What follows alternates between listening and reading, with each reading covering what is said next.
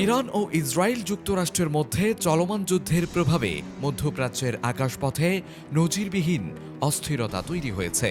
নিরাপত্তা ঝুঁকি বিবেচনায় উপসাগরীয় দেশগুলো তাদের আকাশসীমা বন্ধ ঘোষণা করেছে, যার সরাসরি প্রভাব পড়েছে বাংলাদেশের বিমান চলাচলের উপরও। বাতিল হচ্ছে একের পর এক ফ্লাইট, হাজার হাজার যাত্রী গন্তব্যে পৌঁছানো নিয়ে তৈরি হয়েছে অনিশ্চয়তা। অন্যদিকে বড় ধরনের আর্থিক ক্ষতির মুখে পড়েছে দেশীয় ও আন্তর্জাতিক এয়ারলাইন্সগুলো, বিশেষ করে বিমান বাংলাদেশ এয়ারলাইন্স ও ইউএস বাংলা এয়ারলাইন্স। চলমান পরিস্থিতিকে তাদের ব্যবসার জন্য বড় ধাক্কা হিসেবে দেখছে। বিশেষজ্ঞরা বলছেন, মধ্যপ্রাচ্য সংঘাত দীর্ঘায়িত হলে চলতি অর্থবছর শেষে বড় ধরনের লোকসানে পড়তে পারে এয়ারলাইন্সগুলো। বাংলাদেশ বেসামরিক বিমান চলাচল কর্তৃপক্ষ জানিয়েছে, মধ্যপ্রাচ্যের নিরাপত্তা পরিস্থিতির কারণে ইরান, ইরাক, কুয়েত, সংযুক্ত আরব আমিরাত, বাহরাইন, কাতার ও জর্ডান তাদের আকাশসীমা বন্ধ করে দিয়েছে।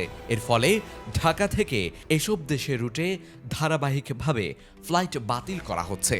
শুক্রবার ৩৩টি সহ সর্বশেষ পাওয়া তথ্য অনুযায়ী হযরত শাহজালাল আন্তর্জাতিক বিমানবন্দর থেকে মোট ২৪৫টি আন্তর্জাতিক ফ্লাইট বাতিল হয়েছে। সর্বশেষ বাতিল হওয়া ফ্লাইটগুলোর মধ্যে রয়েছে কুয়েতের 4টি, এয়ার আরাবিয়ার 6টি, কাতারের 4টি, সংযুক্ত আরব আমিরাতের 2টি, ইউএস বাংলা এয়ারলাইন্সের 5টি, বাহরাইনের 2টি, বিমান বাংলাদেশ এয়ারলাইন্সের 2টি এবং এমিরেটসের 4টি ফ্লাইট। সংশ্লিষ্টদের মতে, বিমানের বাণিজ্যিক কার্যক্রম মূলত মধ্যপ্রাচ্য নির্ভর। সরকারি এয়ারলাইন্স হিসেবে নানা সুযোগ সুবিধা পেলেও গত ৫৪ বছরে রুট বৈচিত্র্য আনতে পারেনি সংস্থাটি।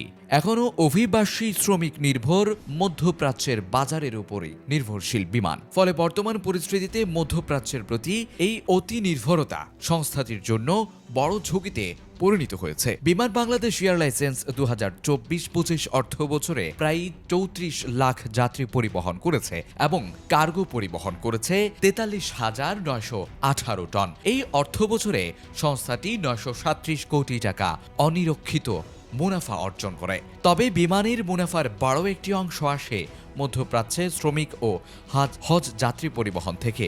ফলে অঞ্চলটিতে যুদ্ধ পরিস্থিতি দীর্ঘায়িত হলে চলতি অর্থ বছরে প্রতিষ্ঠানটি বড় ধরনের লোকসানের মুখে পড়তে পারে বলে আশঙ্কা করা হচ্ছে।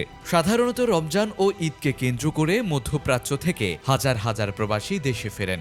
এ সময় প্রায় সব ফ্লাইট পূর্ণ থাকে এবং এয়ারলাইন্সগুলোর ব্যবসার সবচেয়ে গুরুত্বপূর্ণ মৌসুম এটি। কিন্তু চলমান সংঘাতের কারণে সেই যাত্রীর প্রবাহ প্রায় থমকে গেছে। ফলে রাজস্ব আয়ে বড় ধরনের ঘাটতির আশঙ্কা তৈরি হয়েছে। বিমান বাংলাদেশ এয়ারলাইন্সের মহাব্যবস্থাপক বেশরা ইসলাম বলেন, যেখানে এখন ভালো ব্যবসা হওয়ার কথা, সেখানে আমাদের একের পর এক ফ্লাইট বাতিল করতে হচ্ছে। দ্রুত এ অবস্থা না কাটলে বড় ধরনের আর্থিক বিপর্যয় দেখা দেবে।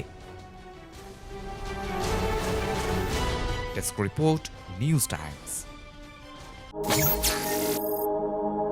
নিউজ টাইমস, সত্যের প্রত্যয়ে আমরা।